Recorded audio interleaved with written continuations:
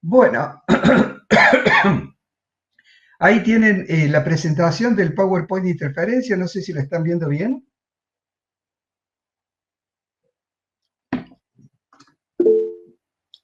Bueno, voy a habilitar el puntero láser.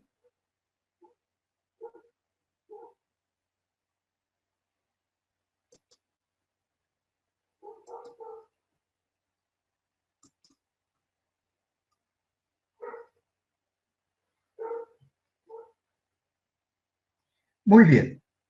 Bueno, comenzamos con la primera parte del estudio ondulatorio de la luz que lo llamamos interferencia.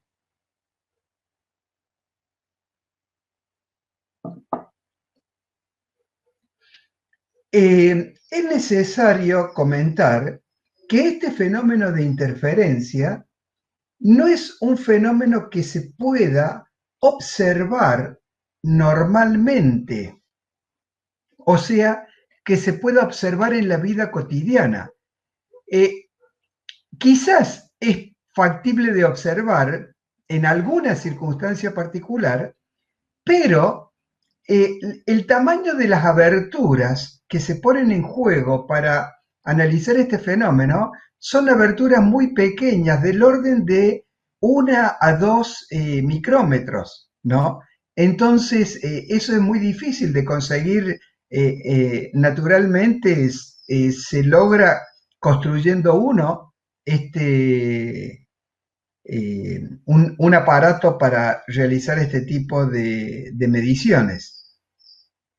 Entonces, pero este fenómeno, si bien nosotros lo podemos obtener solamente en el laboratorio, eh, es un fenómeno que nos sirve para comprender el fenómeno que viene, difracción, que sí aparece en la vida cotidiana.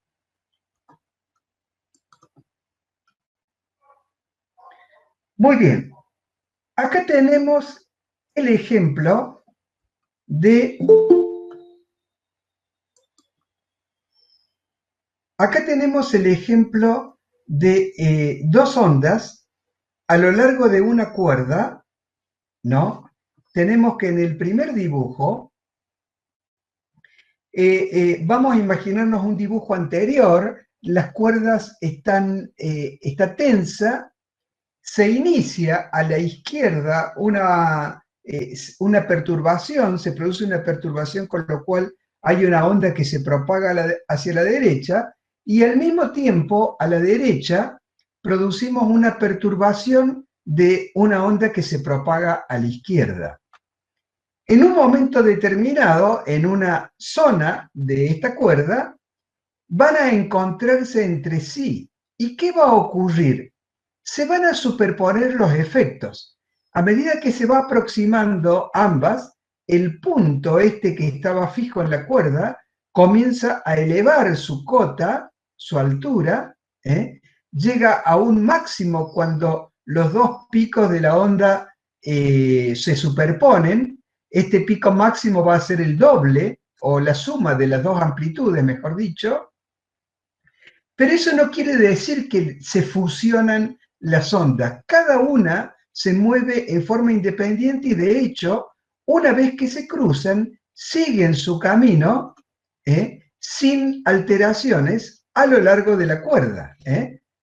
Entonces, de esta manera, podemos ver que este fenómeno de superposición es un fenómeno que es aplicable en esta parte de la física y que no quita independencia a cada uno de los fenómenos.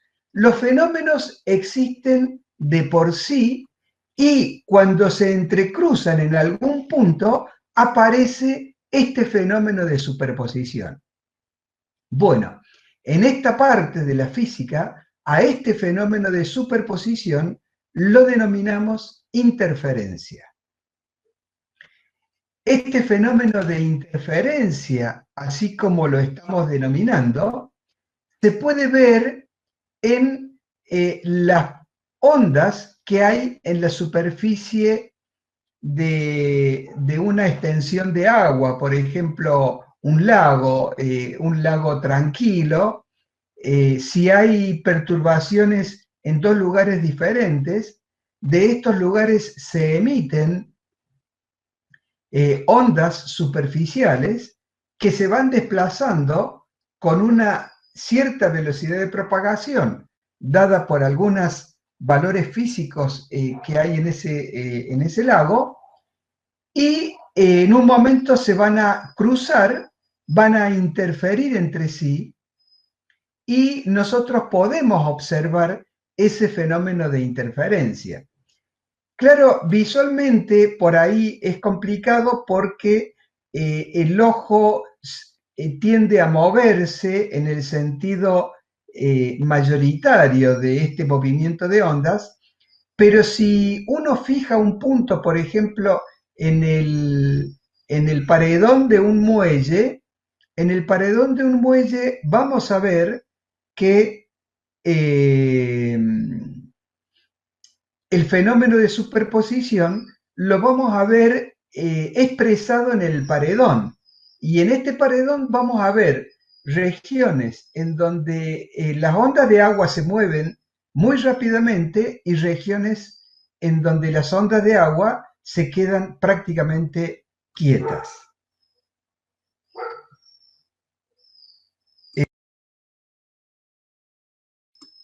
Suspendo un minuto.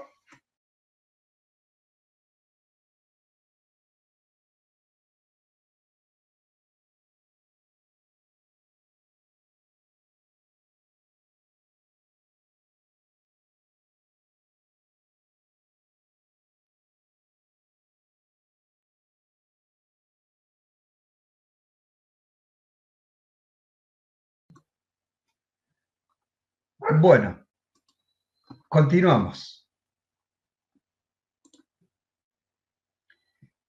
Acá en este dibujo del libro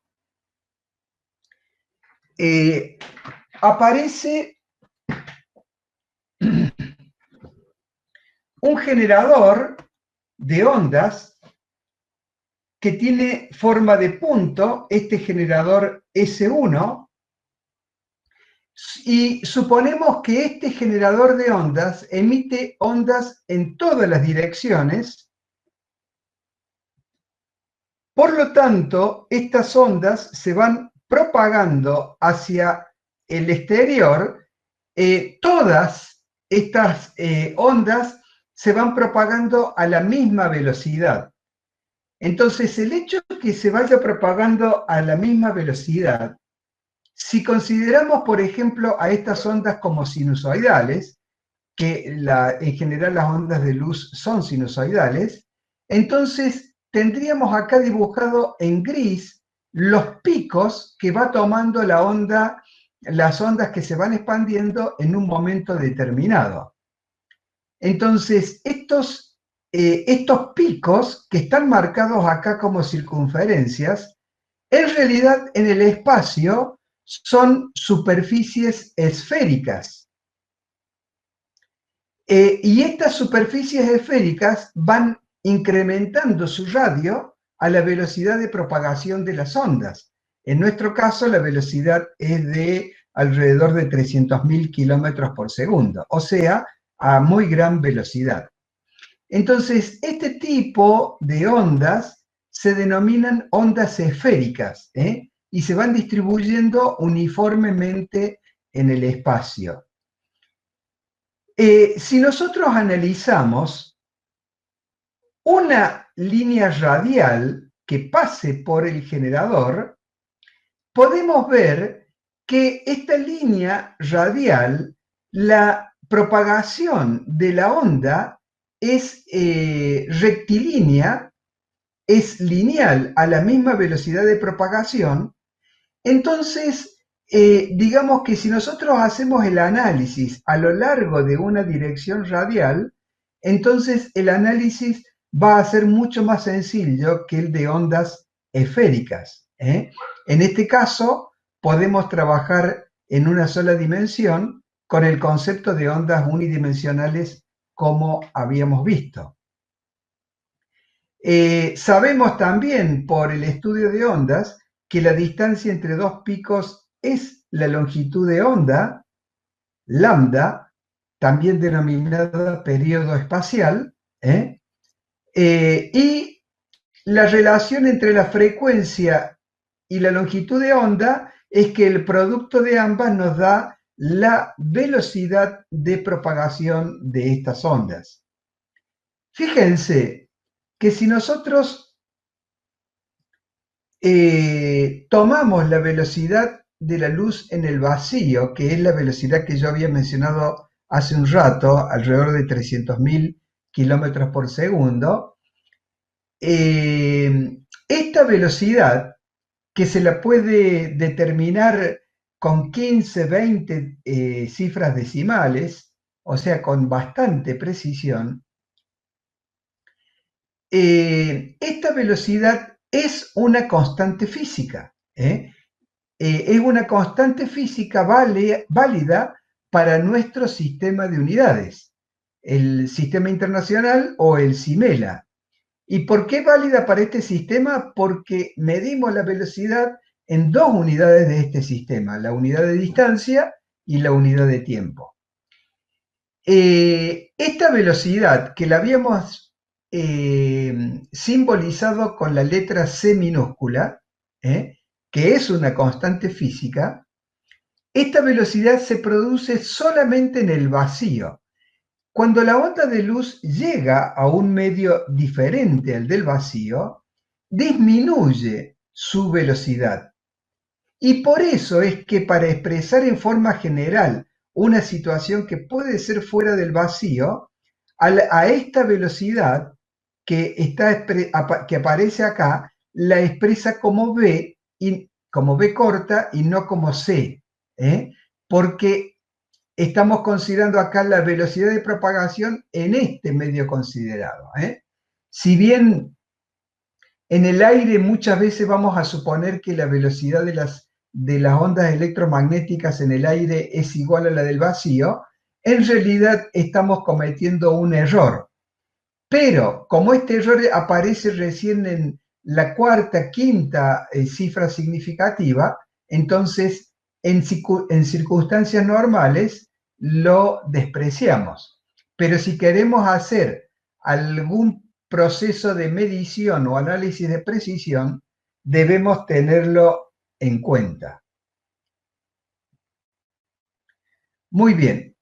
Acá tenemos en el dibujo este de la izquierda, tenemos dos emisores de ondas. En este caso puede ser ondas luminosas, ¿no? Tenemos los emisores S1 en azul y S2 en verde, separados a una determinada distancia. Vamos a suponer que los dos emisores emiten ondas luminosas que se van propagando a la velocidad de propagación del medio.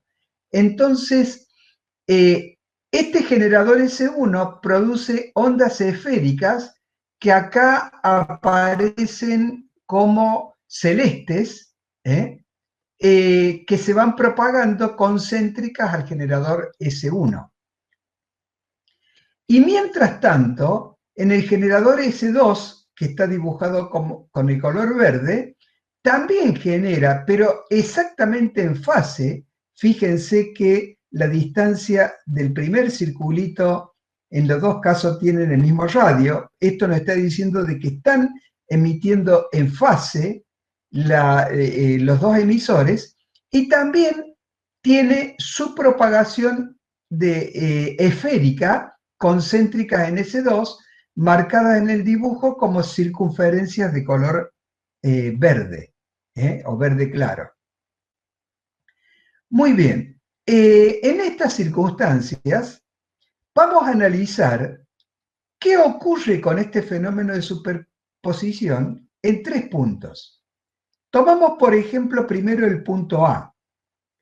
Fíjense que este punto A se encuentra a una distancia del emisor 2 exactamente igual a la distancia del emisor 1. Como los dos emisores emiten en fase y están a la misma distancia, las ondas van a llegar a este punto en fase.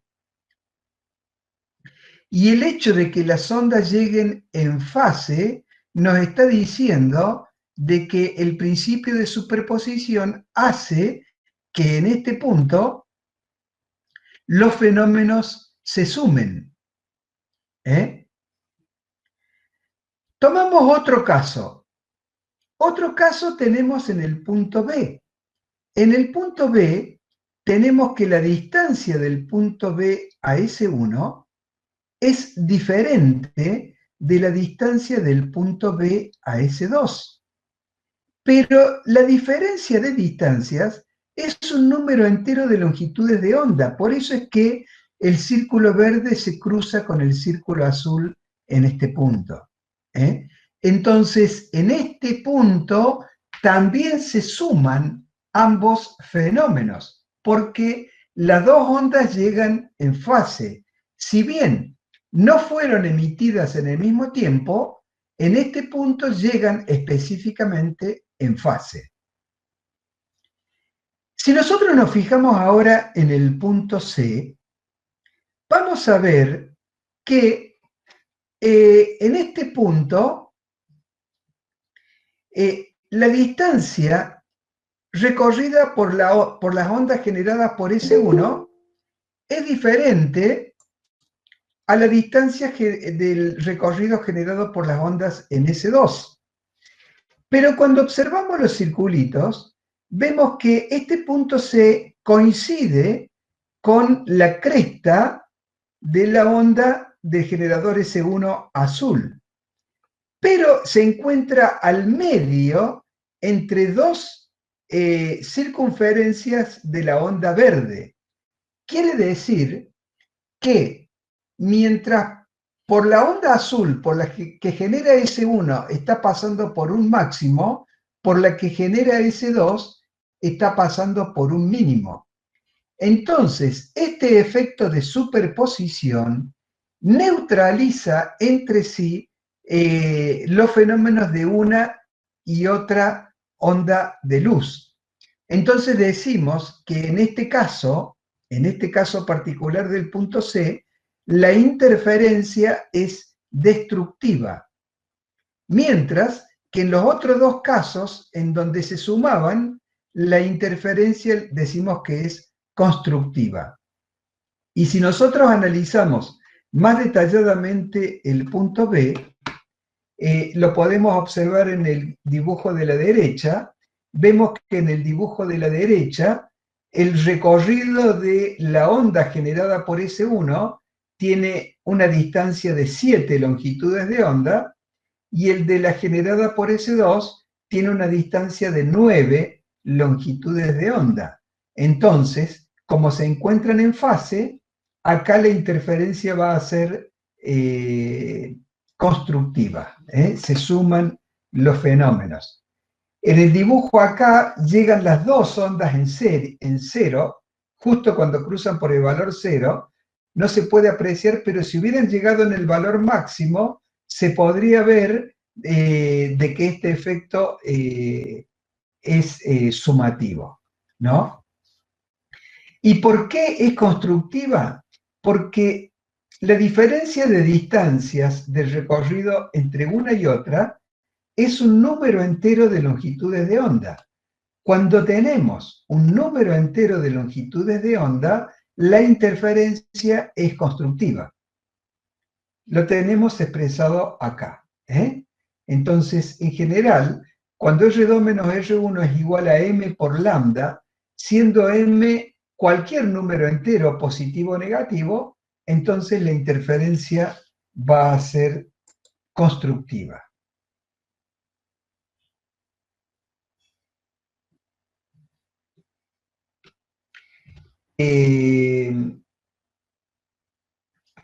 Estaba buscando este dibujo.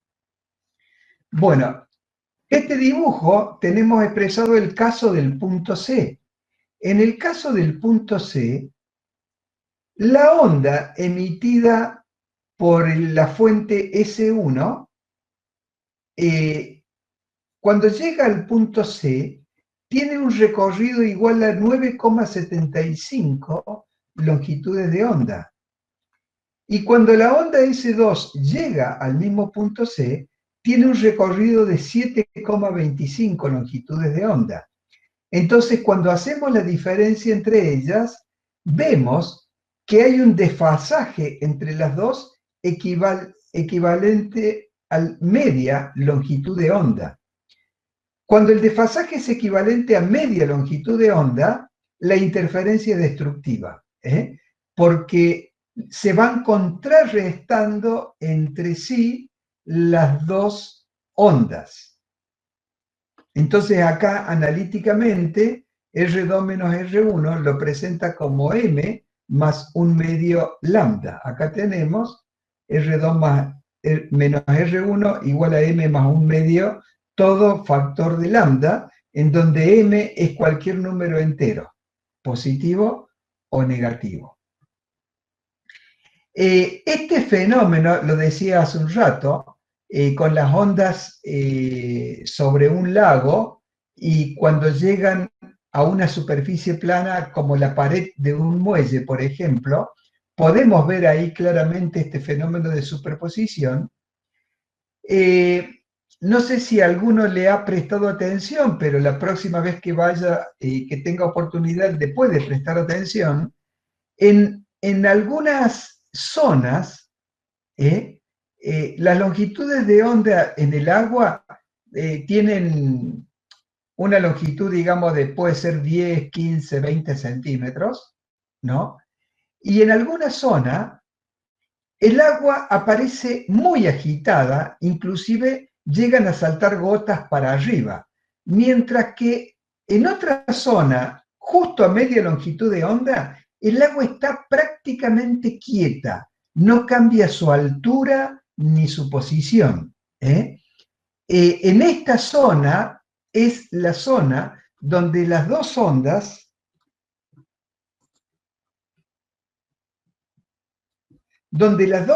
pasan por cero.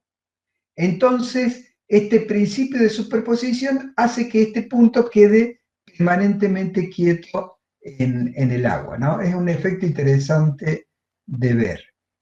Bueno,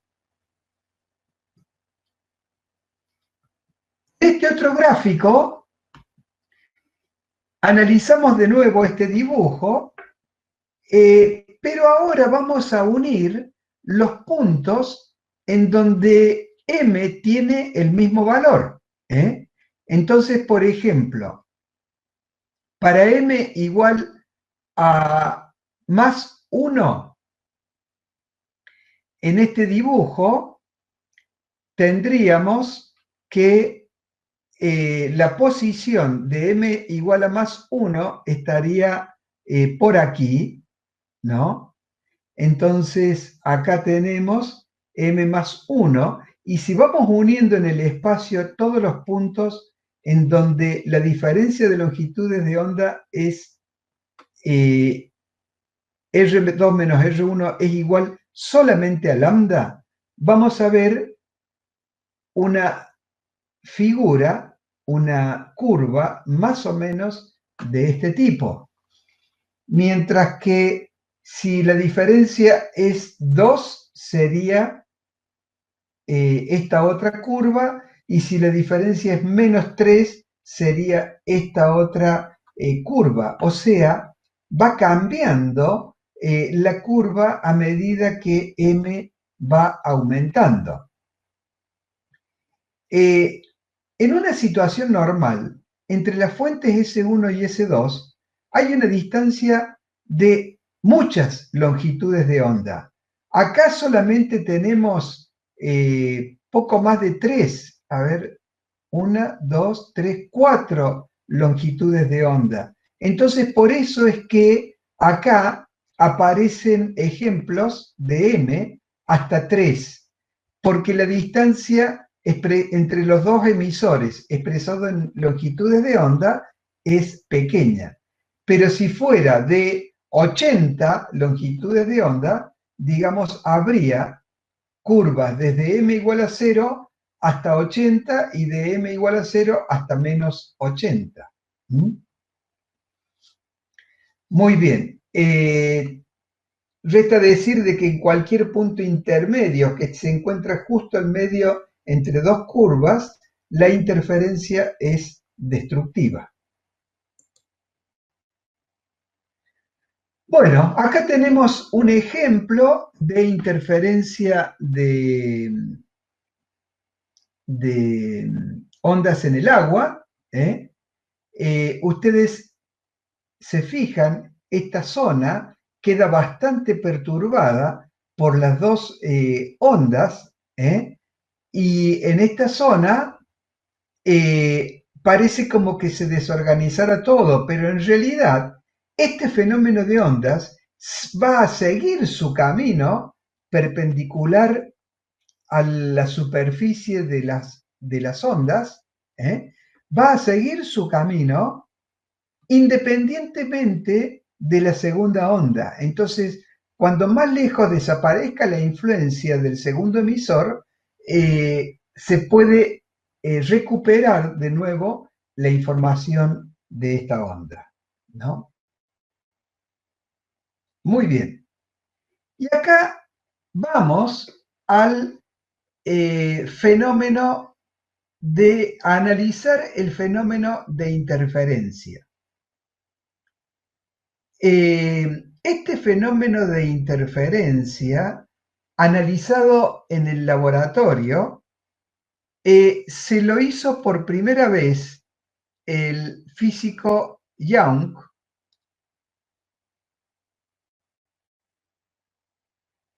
Acá veo que hay una pregunta. Sí, exactamente. De cada onda sigue su camino, eso lo dije después. Bueno, entonces decía que Young hizo su experiencia por primera vez, y para realizar su experiencia se valió de un sistema de placas totalmente opacas que tenían ranuras, ¿no? En este caso, la placa de la izquierda tiene una sola ranura llamada S0, mientras que la placa de la derecha tiene dos ranuras que le llamamos S1 y S2. ¿Cómo se realiza este fenómeno? Se busca una fuente luminosa que tenga un solo color, o sea, se busca una fuente de luz monocromática, ¿no? A mí me gustaría que se ubiquen ustedes más o menos en el siglo XVII, ¿no? La dificultad que hay en obtener una luz monocromática, siglo XVII, siglo XVIII, ¿no? Una luz monocromática es una luz exactamente de un solo color, ¿no? La forma de obtenerlo era en el momento que el sol incide sobre una ventana, dejar abierto un pequeño orificio en esa ventana y el rayo de luz que pasa por ahí, hacerlo atravesar por un prisma para descomponer en los diferentes colores y tomar una pequeña franja de color de ese prisma y llevarla a que pase por esta ranura. Entonces, como ustedes se dan cuenta, es un fenómeno bastante complejo. ¿Y qué es lo que hace esta ranura? Esta ranura tiene un espesor de 1 micrómetro más o menos, o 2, o sea, está en el orden de la longitud de onda, por lo tanto deja pasar prácticamente una longitud de onda. De todas las que viene, deja pasar prácticamente una sola longitud de onda, y esta longitud de onda se va esparciendo también como superficies, en este caso no serían esféricas, serían cilíndricas por la forma de la ranura, y estas ondas van a incidir en la otra ranura que se encuentra a una cierta distancia de la primera, una distancia no muy grande, en una distancia pequeña, pueden ser 2, 3 centímetros, 1 centímetro. Y por el principio de Huygens, cuando llega la onda a la ventana S1, atraviesa esta ventana generando ondas secundarias que nacen en la ventana, en la ranura S1, y se propagan hacia la derecha. Mientras que las que llegan a S2 genera en S2 ondas secundarias que son las que se van a propagar también hacia la derecha. Fíjense que si nosotros cuidamos que las dos placas, estas dos placas, sean perfectamente paralelas entre sí y la distancia de la ventana S0 a S1 sea exactamente igual a la de S0 a S2, o sea, esta estar exactamente al medio entre estas dos ranuras, el camino recorrido por las ondas que llegan a S1 y por las ondas que llegan a S2 va a ser el mismo. Entonces las ondas van a llegar y por consiguiente van a salir a través de esta ranura, las dos en fase. Entonces se van a distribuir en el espacio independientemente una de otra hasta que hacemos incidir estos dos frentes de ondas en una pantalla. Esta pantalla nos va a reflejar en cada punto de la pantalla cómo se va a producir este fenómeno de superposición. Nosotros lo habíamos visto acá, por ejemplo, en este dibujo. Entonces, en este punto se va a aparecer este fenómeno de superposición porque la pantalla, por ejemplo, pasa por acá. Y este fenómeno de superposición hace que cuando la interferencia sea constructiva, aparece una franja brillante porque se suman los dos fenómenos. Y cuando la interferencia es destructiva, aparece una franja oscura al medio entre dos franjas iluminadas, porque la interferencia es destructiva. Entonces, la iluminación es plena en la interferencia constructiva y nula en la interferencia destructiva. Claro es que cuando nosotros consideramos algunas dimensiones acá, vamos a ver que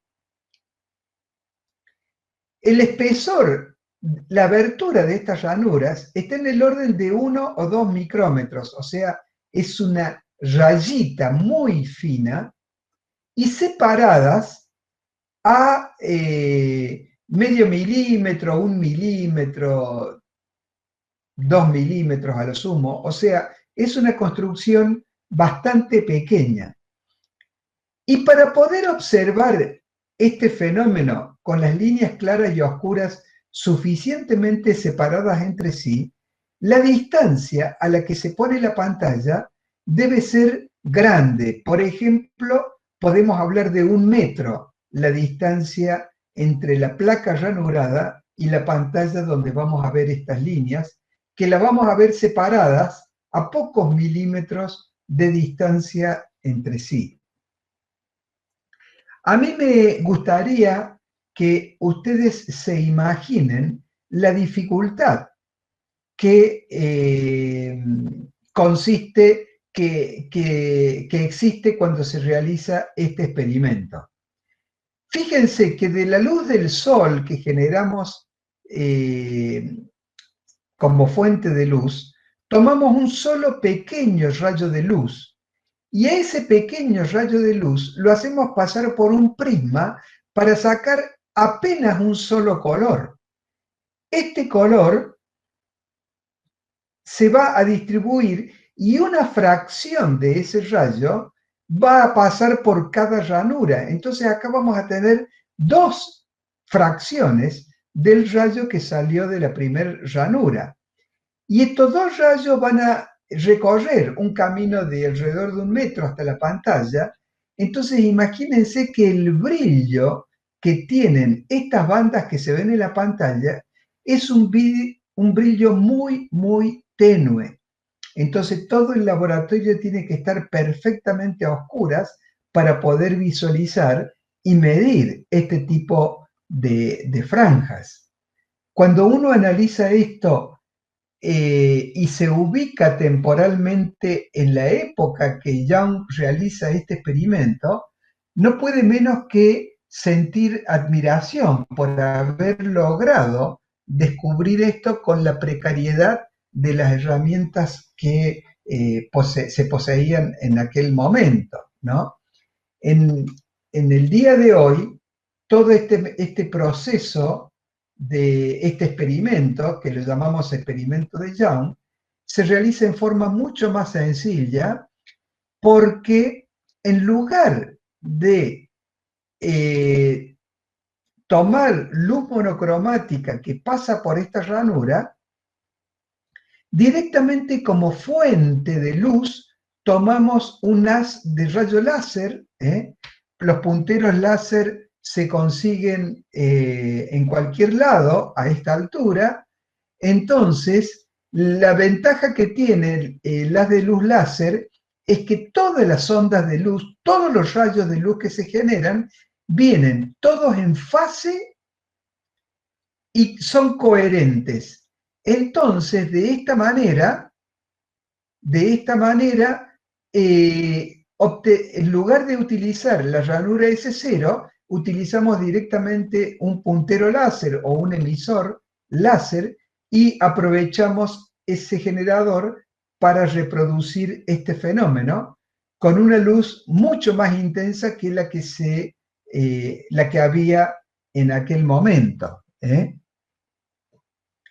Entonces, realizar este experimento en nuestra época es mucho más sencillo que lo que puede haber sido en aquella otra época.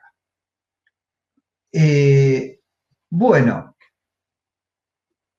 si nosotros analizamos el recorrido de cada uno de los rayos, vemos que el rayo que sale de la ranura S1 recorre en el dibujo B, recorre un camino que le llamamos, ya sabemos, R1.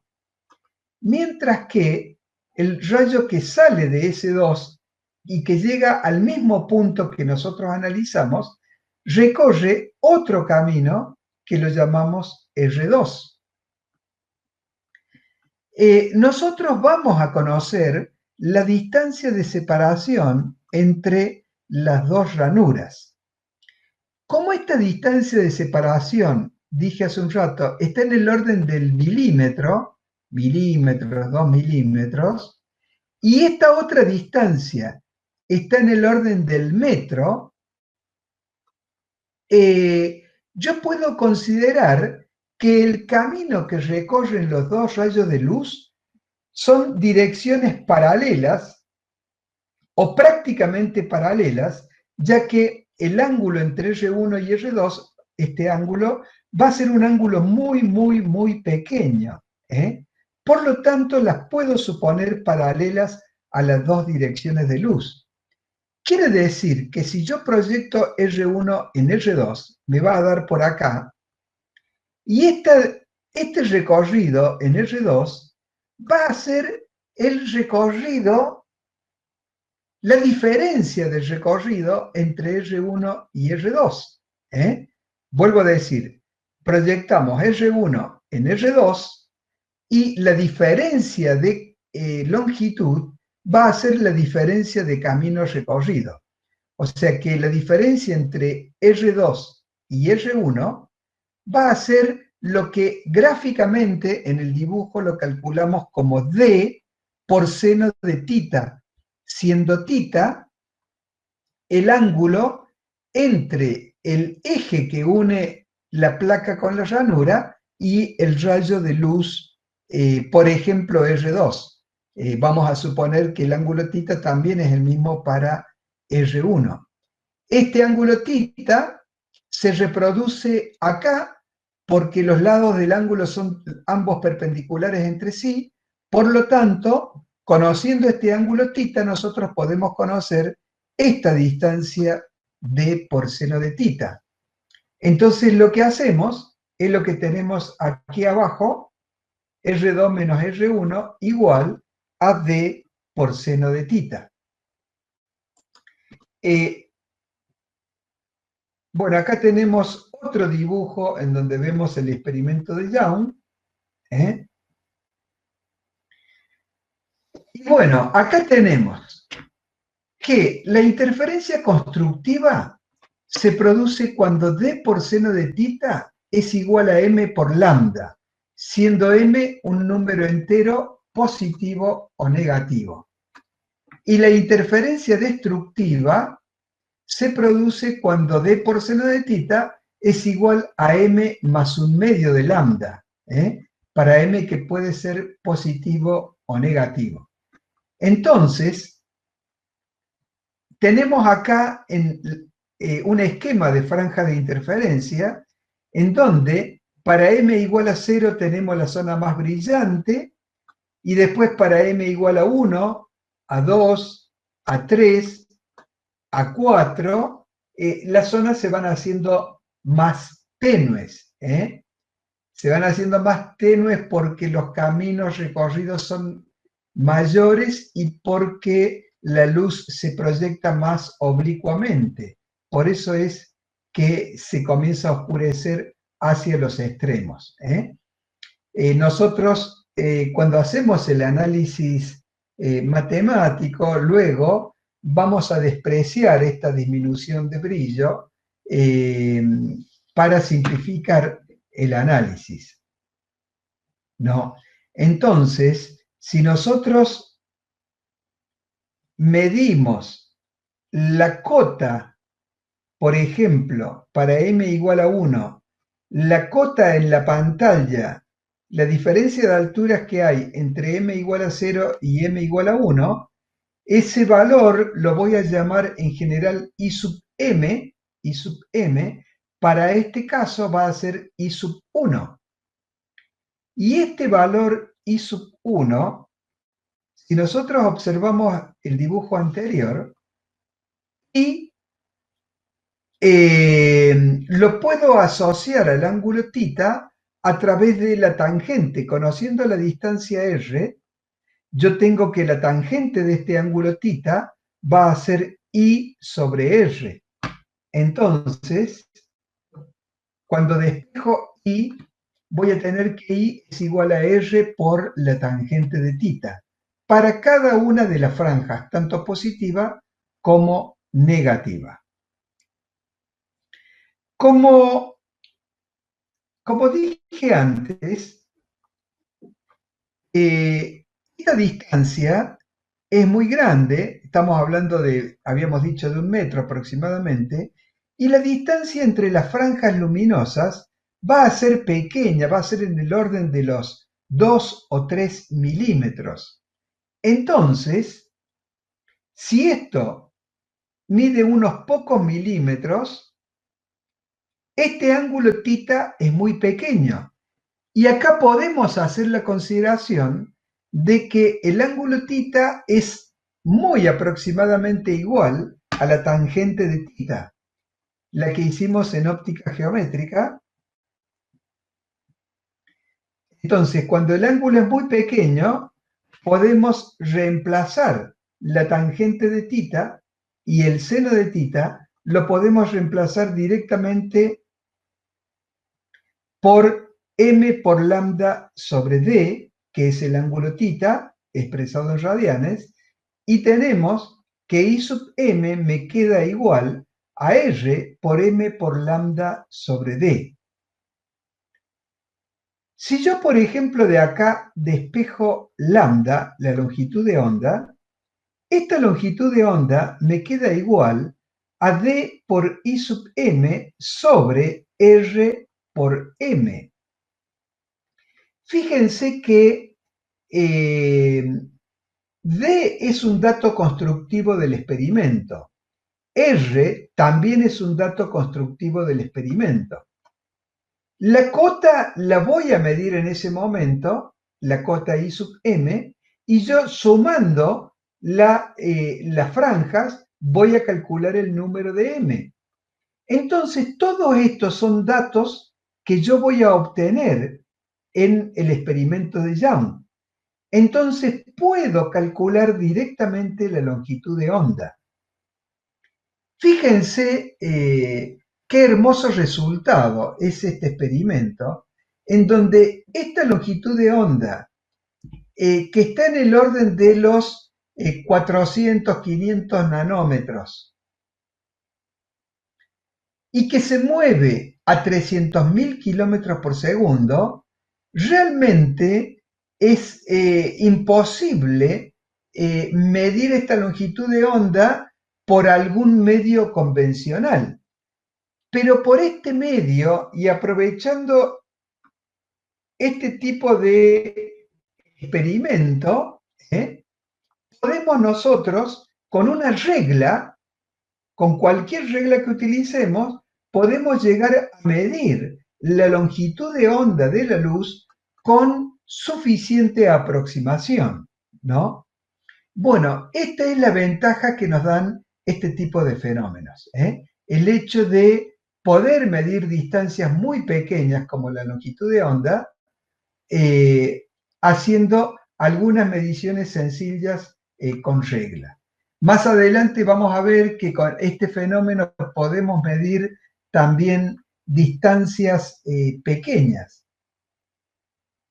Pero bueno, no nos anticipemos a lo que vamos a ver más adelante. Bueno, acá tenemos otro dibujo esquemático. Esto está interesante, ¿no? Acá es un experimento en donde se produce no interferencia de rayos de luz, de ondas de luz, sino interferencia de electrones.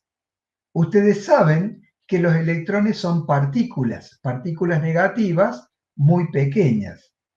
Cuando hacemos producir un fenómeno de interferencia de electrones en forma más o menos respetando la idea del experimento de Young, nada más que el tratamiento es diferente, entonces podemos ver que los electrones se van a ir acomodando al azar, pero mientras va aumentando la cantidad de electrones que atraviesa estas ranuras, se va observando claramente cómo comienza a aparecer este fenómeno de franjas. El mismo fenómeno de franjas que lo hemos utilizado acá analizando la luz como ondas.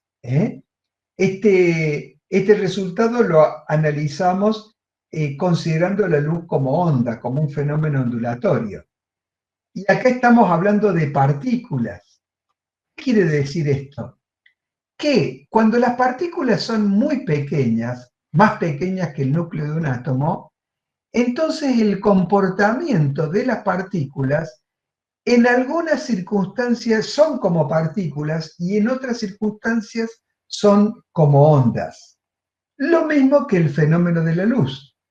Cuando la luz la estudiamos como onda, analizamos el caso del experimento de Young, por ejemplo, y si lo analizamos con partículas, a estas partículas las llamamos fotones y podemos calcular exactamente la energía que lleva un fotón. Bueno, acá tenemos un ejemplo típico. Tenemos, por ejemplo, acá ranuras separadas a 2/10 de milímetros y R de 1 metro de distancia. Entonces, por ejemplo, la tercera franja para M igual a 3 aparece a casi 9,5 milímetros. Quiere decir que la distancia entre la franja central y la primera franja estaría en el orden de los 3 milímetros aproximadamente. Como se puede ver, ¿no? Están bastante apretadas entre sí, a pesar de tener una distancia de 1 metro.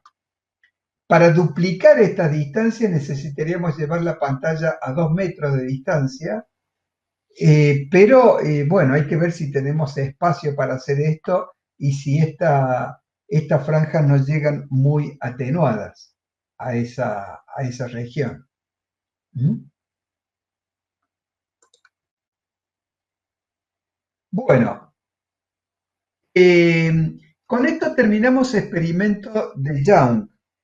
No sé si hay alguna pregunta o alguna duda que haya quedado en la explicación.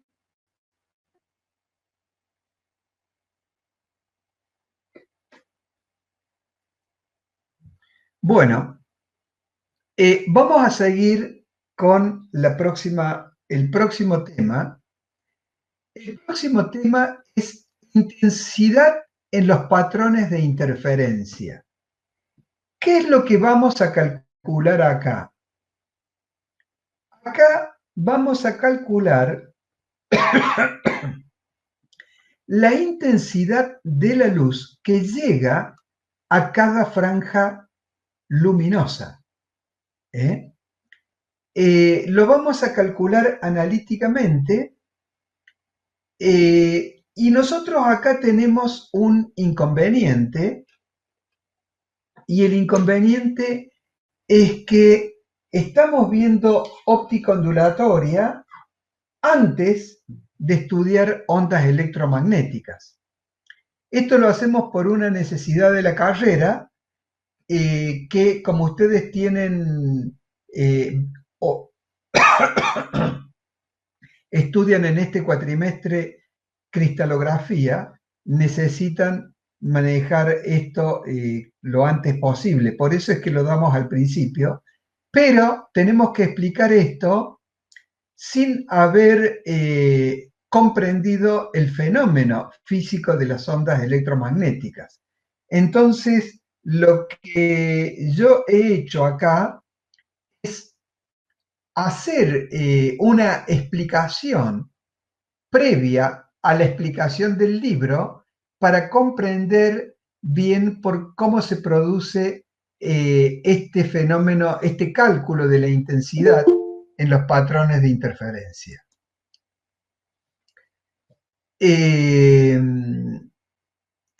Este complemento que dice acá es un complemento que voy a colgar en el aula virtual junto con la grabación de esta clase. Son 4 páginas, es cortito, pero digamos, pueden comprender satisfactoriamente el cálculo que se produce acá en interferencia y también en difracción.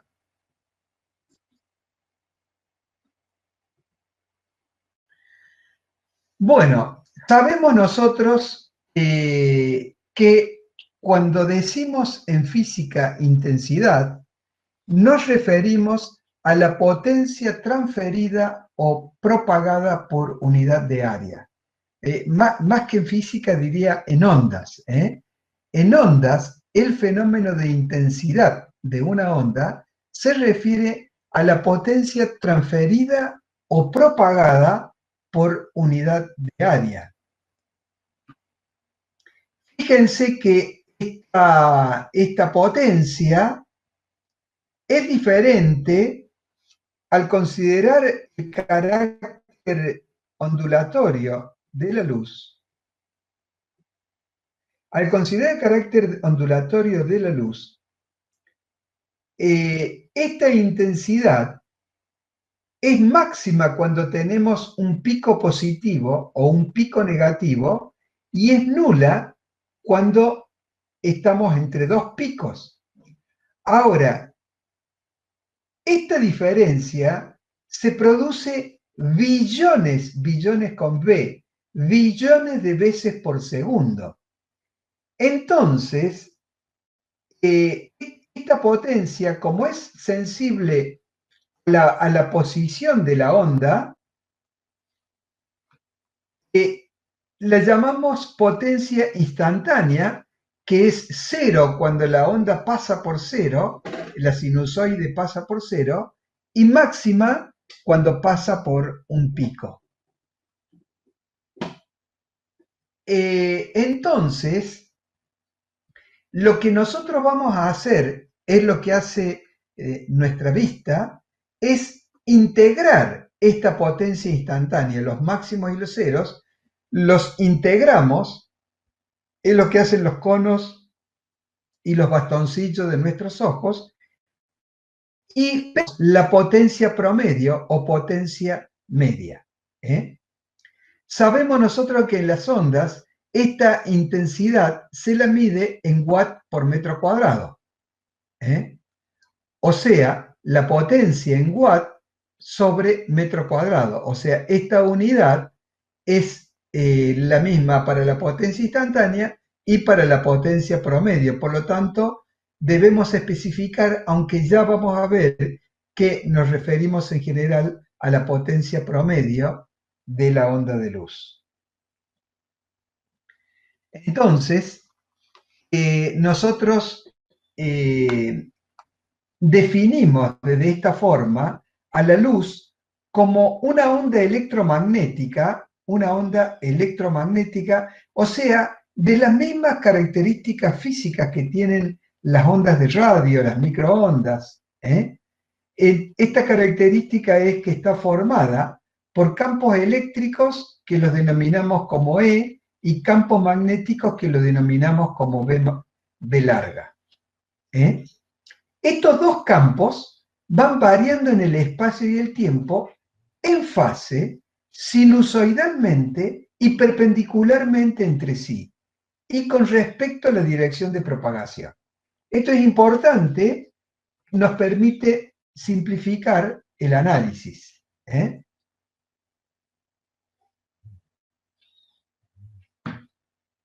Estamos diciendo que están en fase, o sea, la onda del campo eléctrico está en fase siempre con la onda del campo magnético.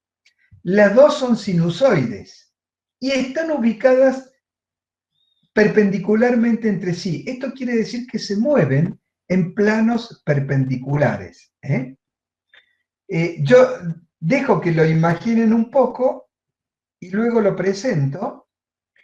Entonces, acá tenemos en rojo las ondas de campo eléctrico y en azul, o sea, en dirección perpendicular, las ondas de campo magnético. Para esta onda de luz, yo he acomodado el eje X y Z para que el eje Y coincida con el campo eléctrico y el eje B coincida con el campo magnético. Entonces, a lo largo del eje X se produce la propagación. Entonces, sabemos que las ondas electromagnéticas son ondas transversales, o sea, la variación de campo eléctrico y de campo magnético es perpendicular a la dirección de propagación y que los dos campos van a estar siempre en fase. Van a pasar ambos por cero o van a pasar ambos por un máximo. Muy bien. Esto es lo que nosotros vamos a utilizar para medir la intensidad. O sea, vamos a ver cómo relacionamos el campo eléctrico o el campo magnético con este fenómeno de intensidad que medimos en watt por metro cuadrado. Entonces, vamos a analizar lo que se conoce con el nombre de vector de Poynting. Entonces, sabemos entonces que la onda transfiere energía por unidad de tiempo y por unidad de área. Hace un rato hablábamos de potencia, ahora hablamos de energía por unidad de tiempo, que es lo mismo que potencia, ¿no? Entonces, vamos a definir, fíjense que nosotros en el dibujo anterior tenemos el vector campo eléctrico y el vector campo magnético, los dos campos son vectoriales, lo analizamos con la herramienta vector, y de esta manera, si nosotros hacemos el producto entre estos dos vectores, el producto vectorial entre el vector campo eléctrico y el vector campo magnético, este producto nos va a ser proporcional a un vector que lo llamamos S. Para igualarlo, lo dividimos por una constante física que es 1 sobre mu sub 0, que ya lo vamos a ver, ¿no? Pero lo que importa es que este S es un vector que me va a decir cuál es la energía transferida por unidad de tiempo y unidad de área. O sea que esta energía está relacionada con los valores de los campos eléctricos y magnéticos. Podemos decir entonces que esta constante física mu sub 0 es igual a 4pi por 10 a la menos 7 newton sobre ampere al cuadrado, en el sistema internacional. 4pi por 10 a la menos 7. Quiere decir que es una constante que se conoce con la precisión que se puede conocer el valor de pi. O sea, está bastante bien medida esta constante pi. El vector campo eléctrico dimensionalmente es Newton sobre Coulomb. Y el vector campo magnético, que lo medimos en teslas, dimensionalmente es Newton sobre ampere metro. Hay que tener en cuenta que los dos vectores son funciones variables en el espacio y en el tiempo. O sea, como hemos visto en el dibujo anterior, tenemos el vector onda de campo eléctrico y el vector onda de campo magnético. Son fenómenos vectoriales que se desplazan con la explicación física del concepto de ondas. Muy bien. Acá tenemos una representación esquemática. Si en un determinado momento a lo largo del eje X tenemos en un punto y en un instante, porque recuerden que esto son variables en el espacio y en el tiempo. Entonces, para detenerlo a este punto debemos detener no solamente el punto, sino la onda. O sea, deberíamos tomar una fotografía instantánea para analizar este fenómeno. En este instante y en este punto, el vector campo eléctrico está orientado, por ejemplo, así, y el vector campo magnético está orientado así. Por las reglas del producto vectorial, SE por B, me va a dar que el vector de Poynting es paralelo al eje X y tiene sentido hacia el sentido positivo del eje X, que es el mismo sentido que el sentido de desplazamiento de las ondas. Entonces, acá tenemos que este formato de desplazamiento, ¿no?, se va manteniendo, y que lo que transporta la onda, la energía por unidad de área que transporta la onda, está correctamente expresada con el vector de Poynting. Tengan en cuenta, para ir tomando una idea de cómo es esto, que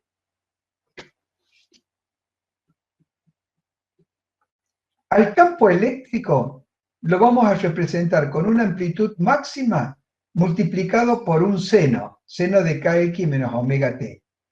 Y el campo magnético lo vamos a representar con una amplitud máxima multiplicado por el mismo valor, seno de kx menos omega t.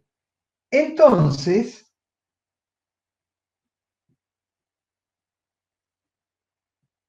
Al tener acá seno de kx menos omega t multiplicando por seno de kx menos omega t, nos damos cuenta que este vector de Poynting también va a ser una función variable en el espacio y en el tiempo, porque está generado por dos elementos que son funciones variables en el espacio y en el tiempo.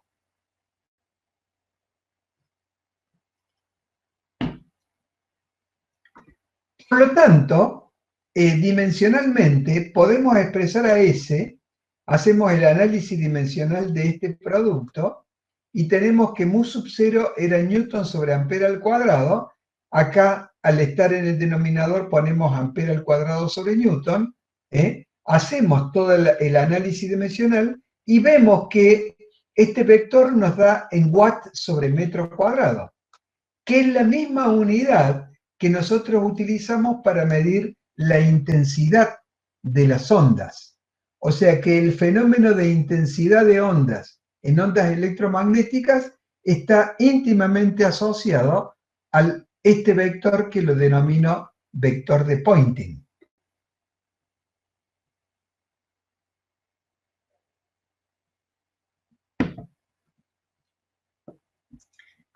Como el campo eléctrico E se mueve solamente en dirección vertical, la única componente que tiene el campo E es en Y, mientras que el campo B tiene también una sola componente, pero en Z. Entonces, nosotros podemos decir que estos vectores, en este caso en particular, los podemos representar como 0 E sub I 0 y el vector campo magnético como 0, 0 B sub Z. Entonces, ahí vamos viendo que este producto vectorial se va haciendo un poco más sencillo. Si nosotros efectuamos el producto vectorial utilizando concepto de determinantes, en la primera fila utilizamos los versores IJK, en la segunda fila las componentes del campo eléctrico, en la tercera las componentes del campo magnético, operamos todo, ¿no? Y vemos que el único término diferente de 0 es el que está multiplicado por I. O sea que el resultado total es que S es igual a 1 sobre mu sub 0 por I por E sub I y B sub Z.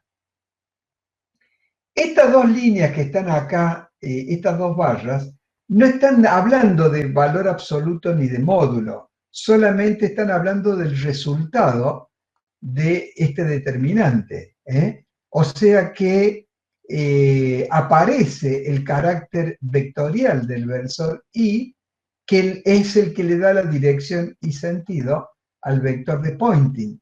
Y vemos acá cómo, aprovechando las propiedades del producto vectorial, en donde la dirección del vector resultante es perpendicular a ambos vectores, aparece acá que el vector de Poynting queda orientado en el eje X.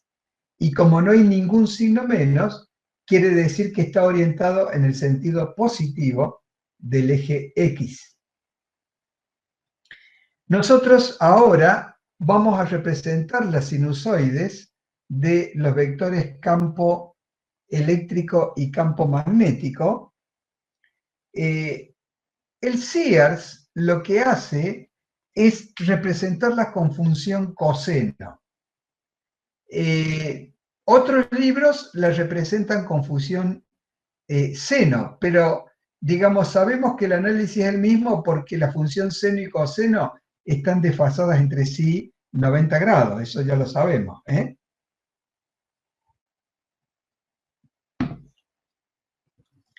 Entonces vamos a tener que E sub I es E máximo por coseno de omega t y B sub Z es B máximo por coseno de kx menos omega t. Pero tenemos acá algunas circunstancias, y es que por algo que vamos a ver en Maxwell, las intensidades de los campos B y E están relacionadas entre sí a través de la velocidad de la luz. Si tomamos la intensidad del campo eléctrico en un instante dado y lo dividimos por la velocidad de la luz, nos va a dar la intensidad de campo magnético de la onda que se mueve conjuntamente con este campo eléctrico.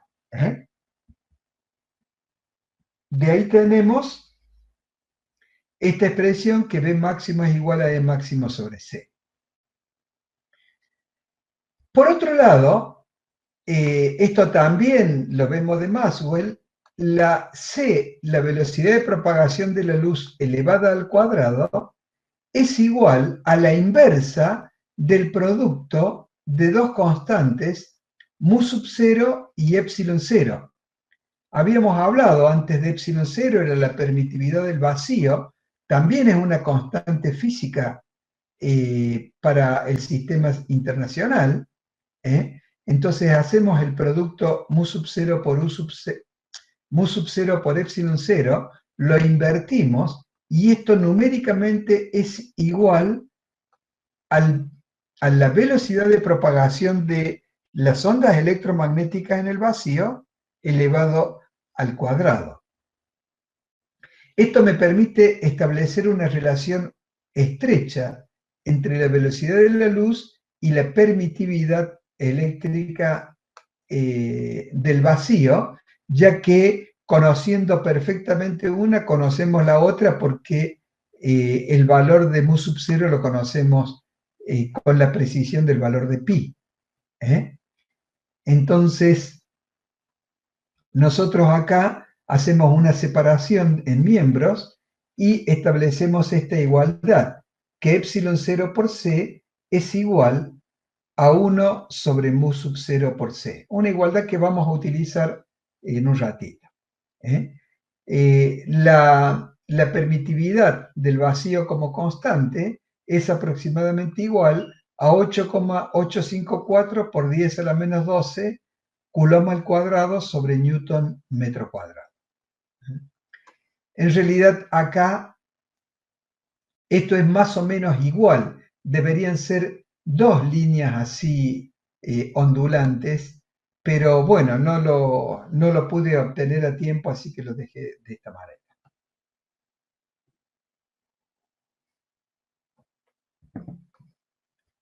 Cuando con estos dos elementos, en donde reemplazamos el B máximo por esta expresión, entonces cuando con E sub I y B sub Z efectuamos este producto vectorial expresado acá, vamos a tener que S queda igual a 1 sobre mu sub 0 por I por E máximo por coseno de omega t, factor de E máximo sobre C por coseno de kx menos omega t.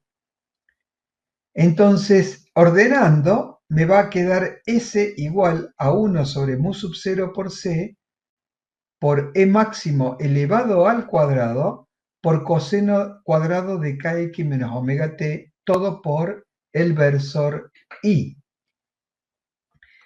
Como 1 sobre mu sub 0 por C es igual a epsilon 0 por C, reemplazo acá y obtengo esta expresión del vector de Poynting. Entonces el vector de Poynting me queda igual al producto de epsilon 0 por C por E máximo elevado al cuadrado por coseno de kx menos omega t elevado al cuadrado, perdón, sí, coseno al cuadrado de kx menos omega t por el versor I.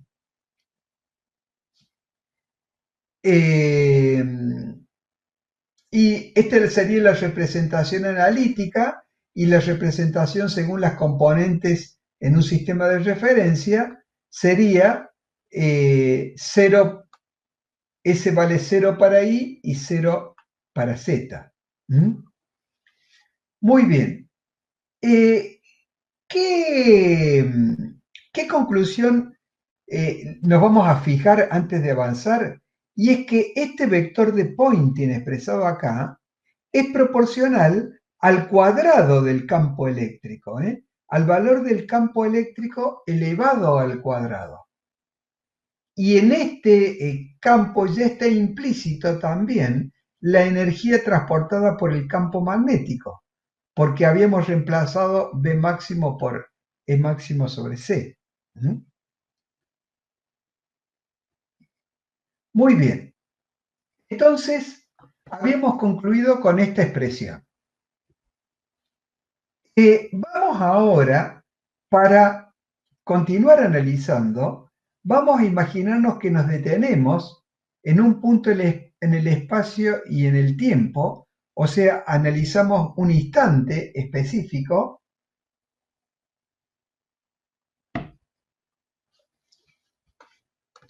Para eso hacemos que el valor encerrado entre paréntesis, que sería el ángulo al que se le calcula el coseno al cuadrado, lo hacemos igual a un ángulo fijo que lo llamamos θ, ¿no? Entonces, para este valor θ vamos a calcular la componente en X del vector de Poynting. Y esa componente me va a quedar epsilon sub 0 por C por E máximo elevado al cuadrado por coseno al cuadrado de θ. Fíjense que hay una diferencia notable cuando nosotros pasamos del estudio de seno a seno cuadrado o cuando pasamos del estudio de coseno a coseno cuadrado. ¿Y cuál es la diferencia? La diferencia es que seno y coseno varían entre +1 y -1. Pero seno cuadrado y coseno cuadrado varían entre +1 y 0. Entonces, no tenemos valores negativos cuando tenemos un coseno elevado al cuadrado. Esto me está diciendo que siempre la componente del vector de Poynting va a ser positiva. O sea que esta potencia transferida nunca cambia de signo.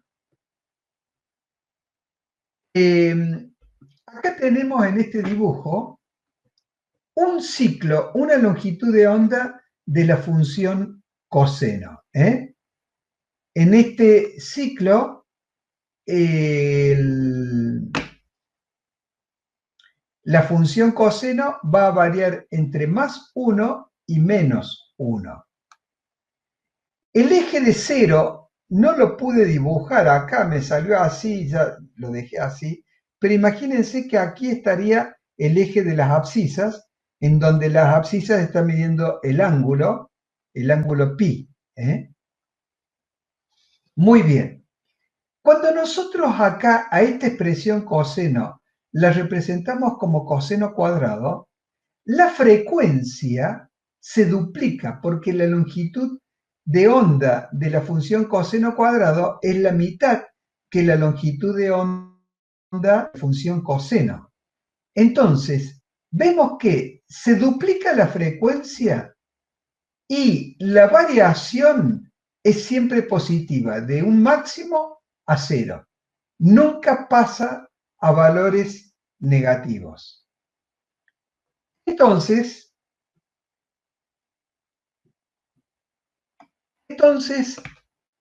nosotros vamos a calcular la potencia promedio. Esta es esta función coseno cuadrado que está en el gráfico, me indica cómo va a variar la potencia instantánea S, que sería S sub X. O sea, va a variar muy rápidamente. Fíjense ustedes que si la frecuencia de las ondas de luz están en el orden de los 4 a 8 por 10 a la 14 Hz, 10 a la 14 son más o menos 100 billones de veces por segundo, nosotros no vamos a ver, no tenemos posibilidad de ver la potencia instantánea, tenemos que promediar esto. ¿Y cómo lo promediamos? Integrando la función seno cuadrado. Como Esta función se repite en una longitud de onda y para el ángulo pi una longitud de onda coincide entre 0 y pi, vamos a integrar esta función entre 0 y pi.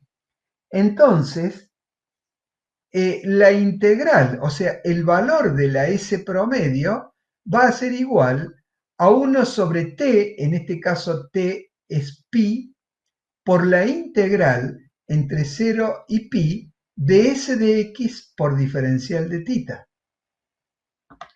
Reemplazamos nosotros el valor de S de x acá,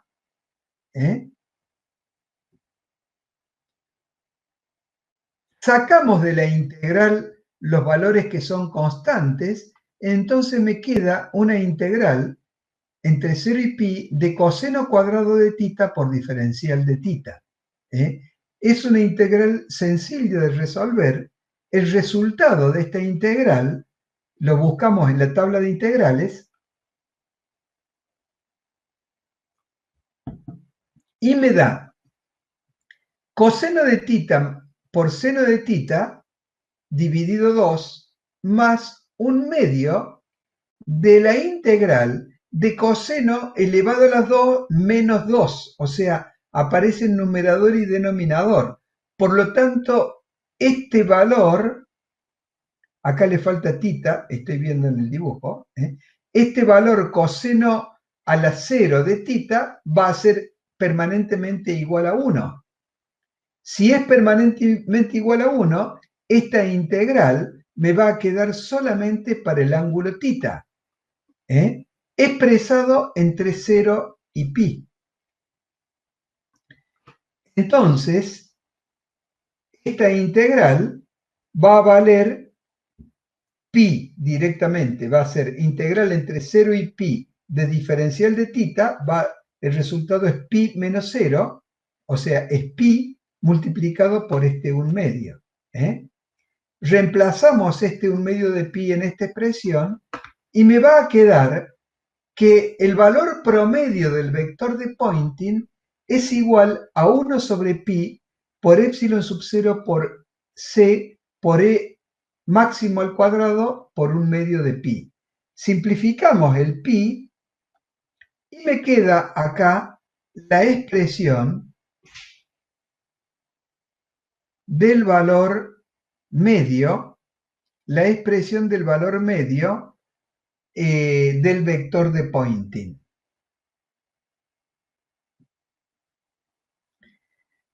Nosotros podemos decir que este valor medio que calculamos acá es el módulo de un vector S medio.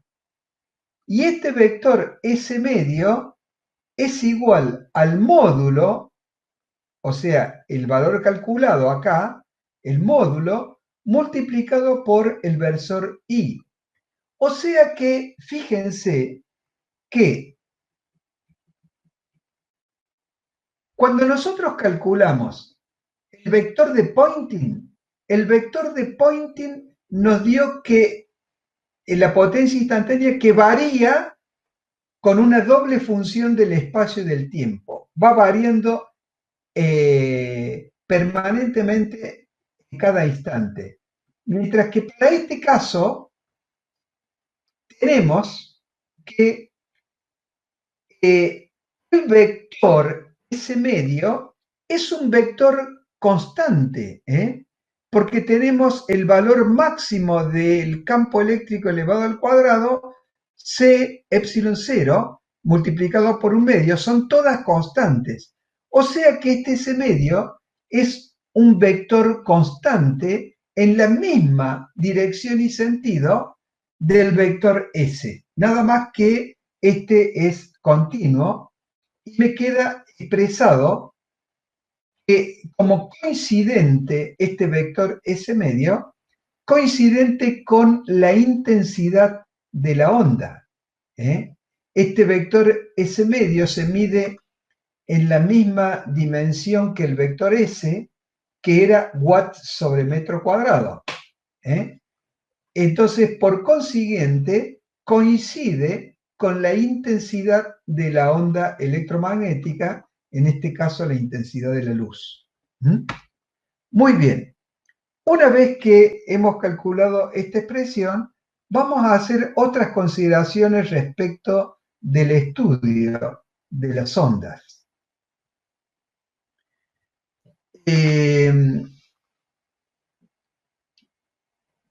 Vamos a ver lo que son fasores, suma de fasores y diagrama de fasores.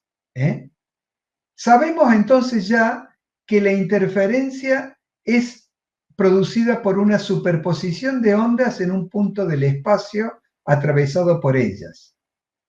Y bueno, utilizamos el concepto de fasores. ¿Qué es un fasor?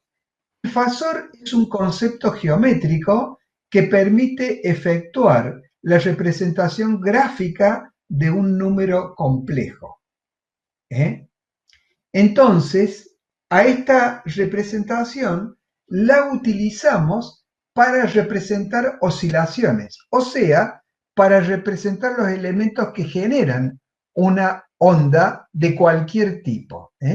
Para eso utilizamos centralmente los fasores. Vamos a ver cómo construimos los fasores. Este diagrama yo lo he tomado de un dibujo de trigonometría, pero que está relacionado con los valores de números complejos. Fíjense que yo acá tengo un vector que está apoyado en el origen de este sistema de coordenadas X e Y. Este vector tiene un cierto ángulo phi con el eje de las abscisas. Por lo tanto, yo puedo representar acá el valor seno de este vector y el valor coseno. Seno y coseno. Conociendo, suponiendo que el módulo de este vector sea 1, yo puedo decir que la proyección sobre este eje va a ser la función seno y la proyección sobre las abscisas va a ser la función coseno. Si yo esta interpretación la superpongo con el plano complejo, vamos a ver que en el plano complejo representamos la parte real de un número, perdón, en el eje de las abscisas del plano complejo representamos la parte real de un número y en el eje de las ordenadas la parte imaginaria. Entonces, vamos a ver cómo a este número complejo lo asociamos con este vector que hemos definido de esta manera. Este vector, cuando cumple las características de estar siempre apoyado en el origen de coordenadas, girar en sentido antihorario y a una velocidad angular constante, entonces a este vector lo llamamos fasor. Entonces el fasor es un vector que gira apoyado en el origen de coordenadas y gira en sentido antihorario a una velocidad constante, que denominamos omega. Por esta definición, vamos a decir que los fasores tienen las mismas propiedades que los vectores. Los podemos sumar como sumamos a vectores. Entonces, a un vector cualquiera, como por ejemplo el vector campo eléctrico, lo representamos como E por coseno de omega t por I por seno de omega t. Digamos, que si este fasor es de módulo 1, cuando lo multiplicamos por el módulo del vector E, me va a dar las componentes en el eje real y el eje imaginario de este fasor. ¿eh? Puedo decir también que trigonométricamente y de acuerdo a las fórmulas de Euler, ¿eh?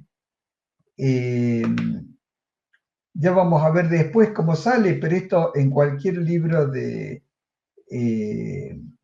números complejos sale esta expresión.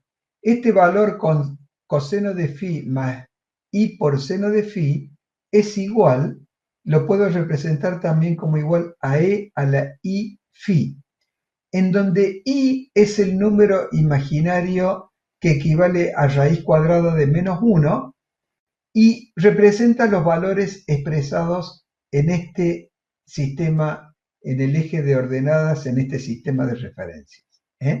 Entonces acá tenemos que esta expresión del vector campo, expresado acá como fasor, es un fasor que gira a la velocidad omega en sentido antihorario y sus componentes permanentemente se pueden calcular de acá.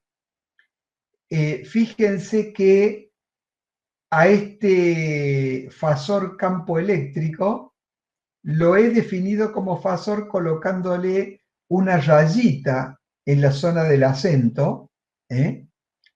Esta rayita se diferencia de la flecha que usamos para vector cuando en lugar de utilizar la flecha de un vector utilizamos una rayita horizontal, estamos hablando específicamente de un fasor. Muy bien. Entonces, con esta igualdad de Euler que habíamos definido, cuando reemplazamos acá, nos está diciendo que a este fasor campo eléctrico lo podemos representar tanto de esta manera como de esta otra manera.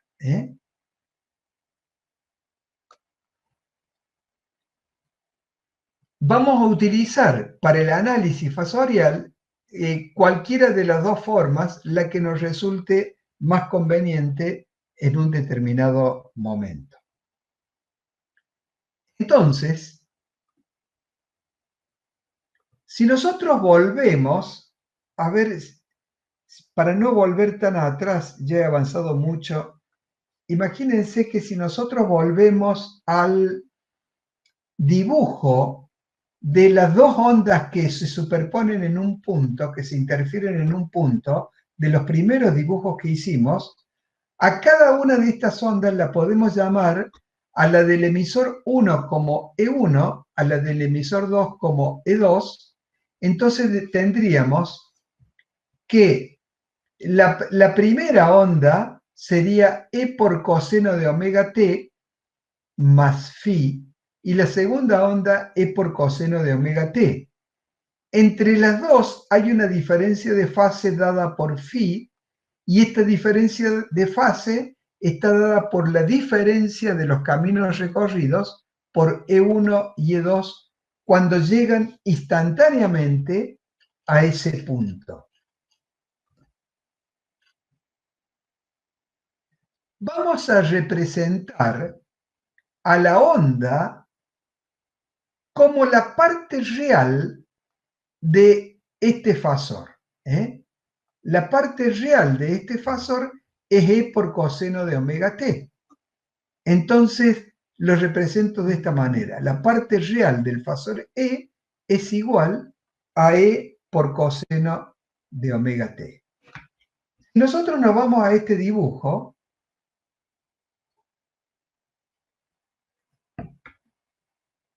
vemos acá que tenemos E1 y E2. E1, que acá está con una amplitud E, que va a ser la misma amplitud que E2. Y esto porque suponemos que la intensidad en el experimento de Young, la intensidad de los vectores que pasan a través de una u otra ranura es la misma.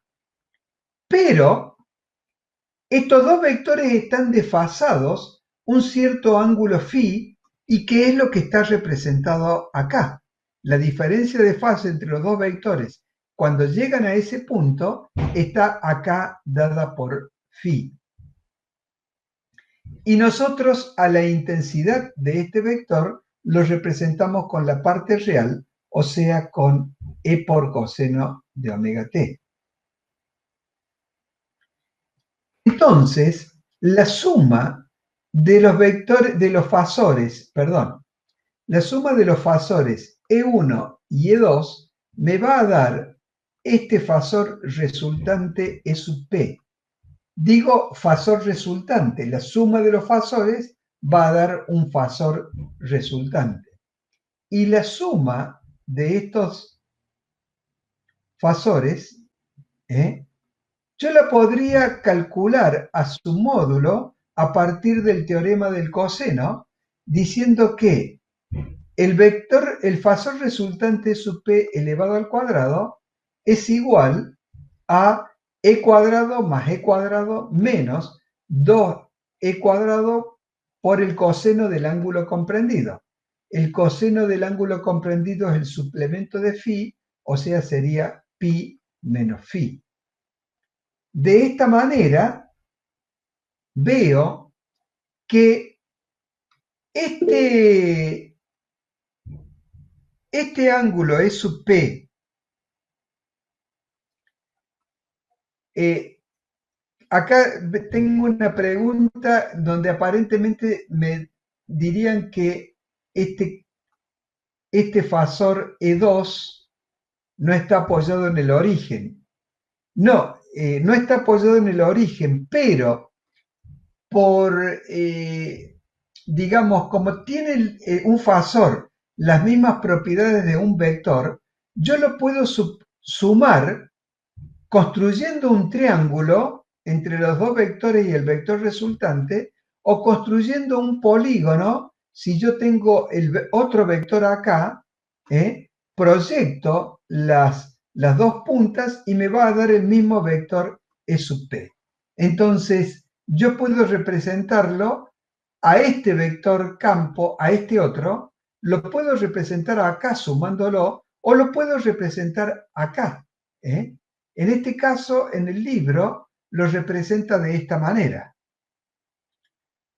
No, son fasores, son fasores. La suma de los fasores lo hacemos gráficamente. Yo podría...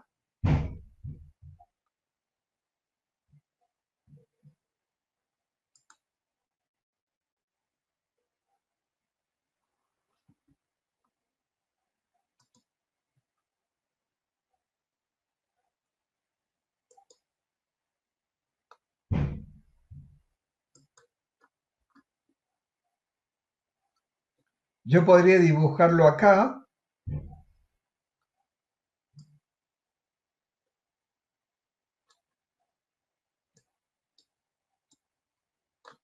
Y de esta manera, cuando sumo estos dos vectores, la suma me va a dar directamente este vector, este fasor resultante E sub p.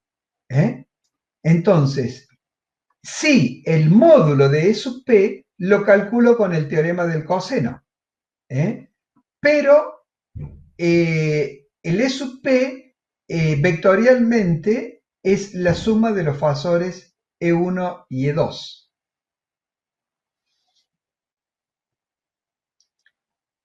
Por lo tanto, ¿no?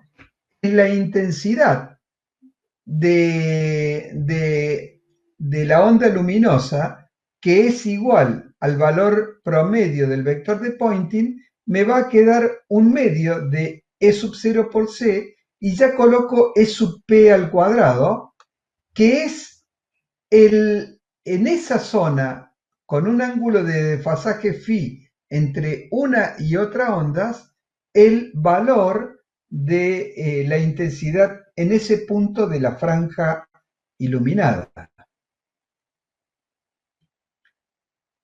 Entonces, bueno, han transcurrido casi 2 horas.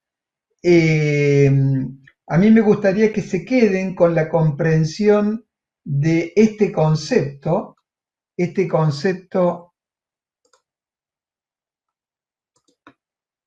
Este concepto viene del anterior, en donde dábamos la S media con el campo máximo, esto para un solo rayo de luz, una sola onda de luz, y en este caso está para la composición de las ondas de luz que vienen una de cada ranura. Entonces esta es la resultante, en donde este E sub P es función del ángulo phi. Fíjense que si el ángulo phi es 0, la amplitud de E sub P va a ser máximo. Pero si este ángulo phi es pi, van a tener los dos fasores sentidos opuestos entre sí, y el fasor resultante E sub P va a ser 0. Es el caso de la interferencia destructiva. Bueno, paramos acá 15 minutos, 15, 17 minutos, y seguimos aproximadamente a las 11:10. ¿Les parece? Yo voy a detener la grabación